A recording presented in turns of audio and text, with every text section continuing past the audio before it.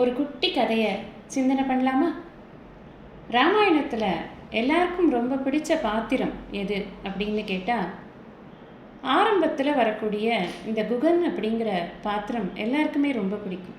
ரொம்ப ஹம்பிளாக, ராமர்கிட்ட ரொம்ப மதிப்போடையும் மரியாதையோடையும், அதே சமயத்தில் ரொம்ப வினயத்தோடையும், அவர் ஒரு ராஜா, அவர் ஒரு சக்கரவர்த்தி, அவருடைய அந்த பெருமை எல்லாம் தெரிந்து தன்னுடைய அன்பையும் அழகாக வெளிப்படுத்திய பாத்திரம் எது அப்படின்னா அந்த குகனுடைய பாத்திரம்தான். ஸ்ருங்கிபேரபுரம் அப்படிங்கிற இடத்துல குகன் இருந்தார். கங்கைக்கரையோட இரு கரைகளிலும் இருக்கக்கூடிய அந்த வளங்கள் எல்லாம் அவர்தான் பார்த்து கொண்டு வந்தார். அந்த கங்கையில் ஓடக்கூடிய தோணிகள் எல்லாம் அவருடைய கட்டுப்பாட்டில் தான் இருந்தது. நல்ல அவரும் அவருடைய கூட்டத்திற்கு அவர் பெரிய தலைவராக இருந்தார். ஆனாலும் இந்த ராமன் அப்படிங்கிற பெயரை கேட்ட மாத்திரத்திலேயே அவருக்கு ஒரு அன்பு பெருகிவிடும். எப்படியாவது இந்த ராமன் இங்கே வரும்பொழுது நம்ம வரவேற்று அவருக்கு நம்ம உரிய மரியாதைகள் செய்யணும்னு அவர் நினைத்து கொண்டிருந்தார்.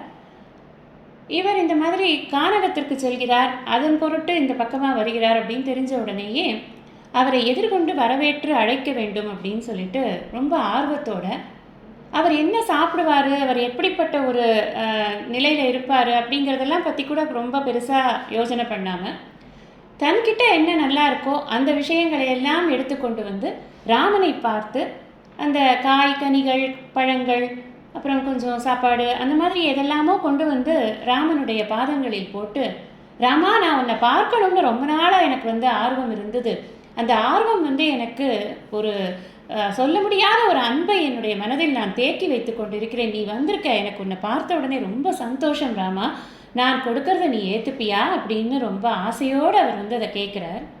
அந்த ராமனுக்கு என்ன ஒரு பெரிய ஜெஸ்டர் அப்படின்னு சொன்னால், எந்த சூழ்நிலையிலுமே உணர்ச்சி வசமே பட மாட்டார்.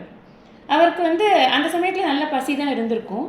ஆனாலும் அவர் என்ன சொல்கிறாருன்னா, நீ நிறைய பொருட்கள் கொண்டு வந்திருக்கேப்பா, இதை எல்லாத்தையும் நான் ஏற்றுக்க முடியாது, ஏன்னா நான் கானகத்தில் துறவரத்தில் இருக்கக்கூடிய ஒரு நிலையில் இருக்கேன், நான் இங்கே என்ன உணவு உட்கொள்ள முடியுமோ அதுக்கு தகுந்த மாதிரி தான் நான் உண்ண முடியும், நீ எதுவாக இருந்தாலும் என்னை தொடர்ந்து வந்திருக்கக்கூடிய இந்த குதிரைகள், அந்த குதிரைகளை பார்த்து கொண்டு இருப்பவர்கள் அவர்களுக்கெல்லாம் நீ கொடுக்க வேண்டியதை கொடு, ஆனால் எனக்கு இவ்வளவு ஆடம்பரமாக நான் எதுவும் சாப்பிட முடியாது, கனிகள் பழங்களை தவிர நான் எதுவும் சாப்பிட மாட்டேன் அப்படின்னு சொல்லிட்டு, உன்னுடைய அன்பு எனக்கு மிகவும் பிடித்திருக்கிறது, இன்று முதல் நீயும் எனக்கு ஒரு தம்பி தான், லக்ஷ்மணன் உனக்கு ஒரு தம்பியாக இருப்பான், சீதை உனக்கு கொழுந்தியாளாக இருப்பாள் அப்படின்னு எல்லாம் சொல்லி அந்த நட்பை உறவாக்கிய அழகு ராமனுடையது.